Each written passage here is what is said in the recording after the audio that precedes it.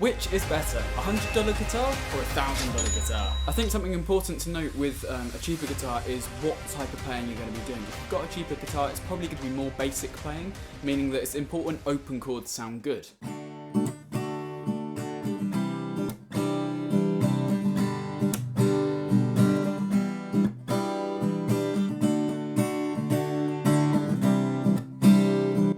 Things I noticed when I was doing that is it's the high end. It sounds good, but it sounds slightly twangy.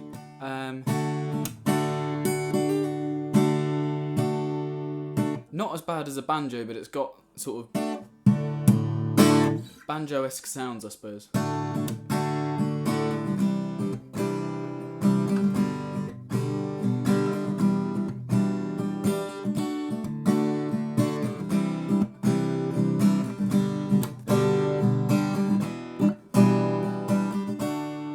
Let's try open chords on this Taylor 214 CE.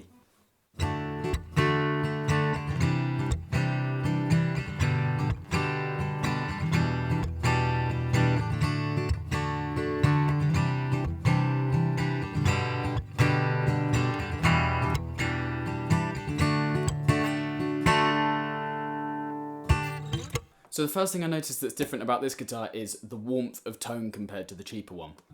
That'll be to do with different woods. I don't really understand different woods, but I'm very aware of the fact that this sounds a lot. This guitar has a cozier feel to it than the other one. I don't really know how else to describe it. The second thing I'm going to test on this cheap $100 guitar is how it sounds further up the neck.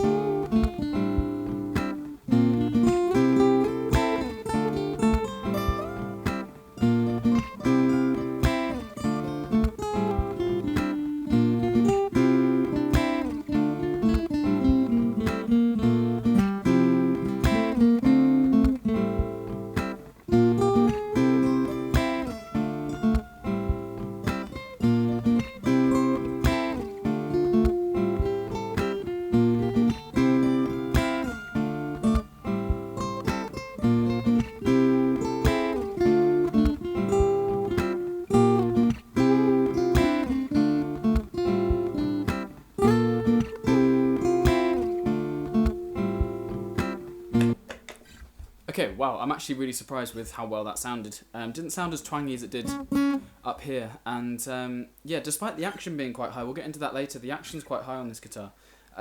It plays very well, very nicely up the neck. I'm surprised with that. Let's check this guitar up the neck as well.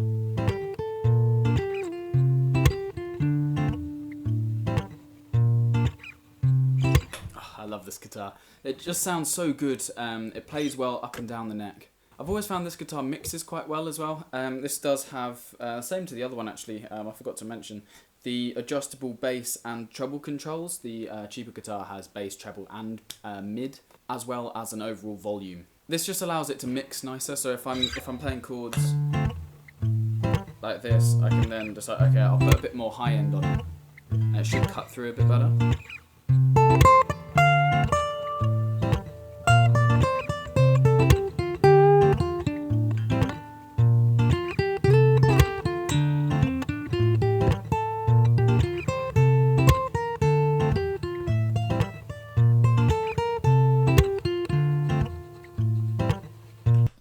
So that's just an option that you've got on both the guitars. My third step in sort of comparing these two guitars is the playability. How does it feel when I'm playing it? Is it comfortable? And I've got to say with this one, actually, yes, it's not too bad.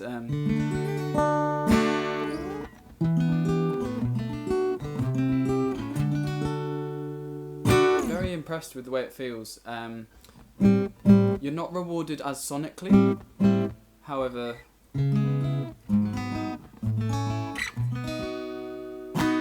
very nice. It might be to do with the gap between the strings. It's quite a comfortable distance. The playability of the Taylor, let's see how it feels.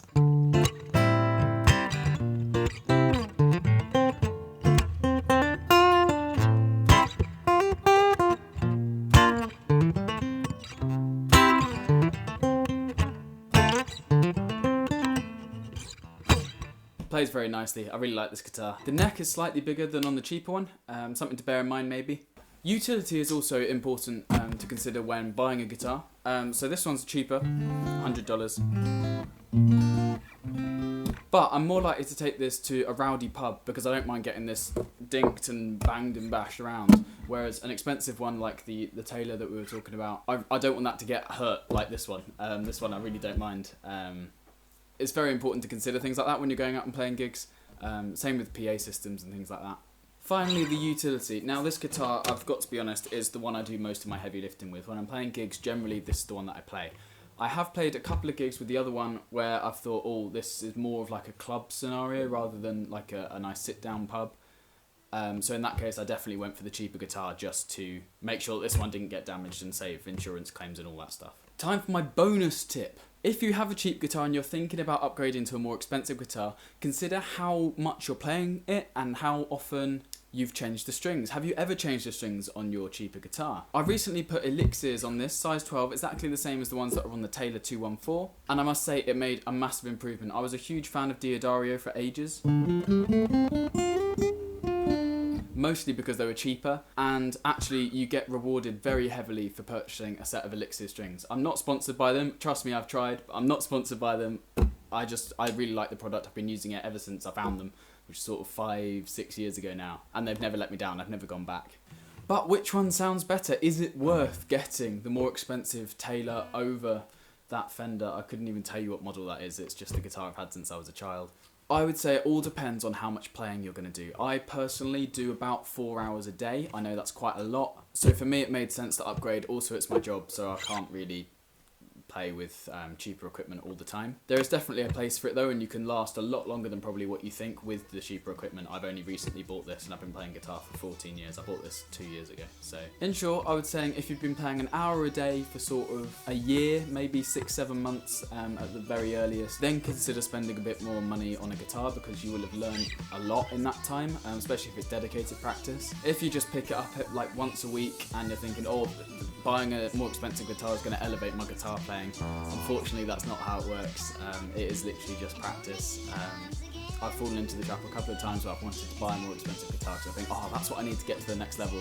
No, it turns out I just needed to play scales more or learn new songs, new riffs and connect ideas that way. So yeah, sorry if that's a bit of an anticlimax of an ending, but in short, if you've got a cheap guitar and you're not playing more than an hour a day, I wouldn't consider buying a more expensive one. If you do play more than that, feel free to take a look around, go into guitar shops, go and play. I found PMT are really good, especially in the UK. I don't know if they're in America. Also GAC is really good. And pick yourself up some elixir strings if you haven't tried that on your cheaper guitar, just to see if that changes it enough for you to keep playing it for a little bit longer, maybe even while you just save up for a more expensive one. But with that being said, that is the end of the video, and thank you very much for watching. Leave a like, subscribe, all that good stuff, and see you in the next one. Goodbye!